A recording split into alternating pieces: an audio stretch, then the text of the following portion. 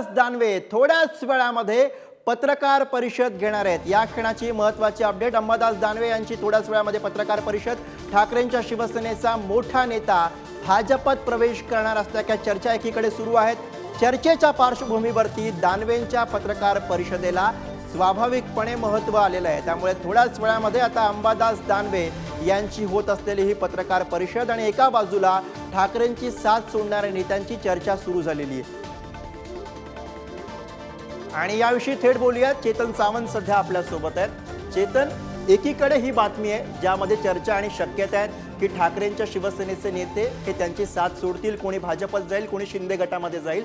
अशात अंबादास दानवे पत्रकार परिषद घेत आहेत। कसे बिंदू सगळे जोडायचे हे?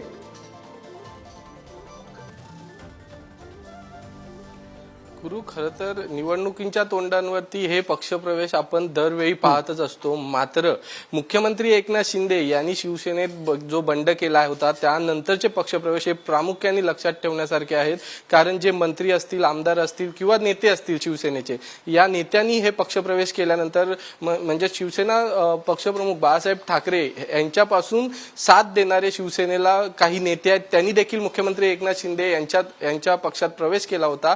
त्यामुळे हे पक्षप्रवेश सगळे पाहण्यासारखे होते आणि महत्त्वाचे पाहिले जातात राजकारणात। अशातच लोकसभा निवडणुकींच्या पार्श्वभूमीवर आज भाजपच्या प्रदेश कार्यालयातून आलेल्या माहितीनुसार आज ठाकरेंच्या शिवसेनेतून 3 मोठे नेते हे भाजपमध्ये प्रवेश करत आहेत अशी माहिती आली आहे। हा पक्षप्रवेश दुपारी 11 ते 12च्या दरम्यान होणार आहे। मात्र नेमके हे आमदार असतील किंवा खासदार असतील किंवा नेते असतील, नेमके हे कोण आहे याची गुप्तता पाळलेली आहे। अद्याप या संदर्भात कोणती माहिती नाही आहे। मात्र आपण पाहिलं असेल तर काल रात्रीपासून जे नाव चर्चेत होतं ते म्हणजे विधान परिषदेचे विरोधी पक्षनेते अंबादास दानवे यांचं देखील या रेसमध्ये नाव होतं, या पक्षप्रवेशामध्ये नाव होतं। मात्र या सगळ्या अफवा असल्याचे अंबादास दानवे यांनी सर्व पत्रकारांना सांगितले आणि त्या अनुषंगाने आज ते 10 वाजता पत्रकार परिषद घेत आपला मुद्दा किंवा आपलं जे म्हणणं आहे ते देखील सर्व पत्रकार आणि जनतेसमोर मांडणार आहे। कोणताही प्रकारचा पक्षप्रवेश अंबादास दानवे करत नाहीये।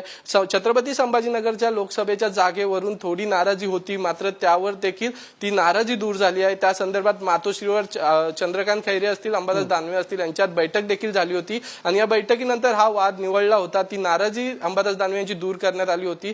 तरी देखील अंबादास दानवे यांच्यावरच संशयाची सुई का फिरते नेहमी, हा एक प्रश्न सर्वांना पडलेला आणि याच प्रश्नाचं उत्तर 10 वाजता स्वतः विरोधी पक्षनेते विधान परिषदेचे अंबादास दानवे हे देणार आहेत।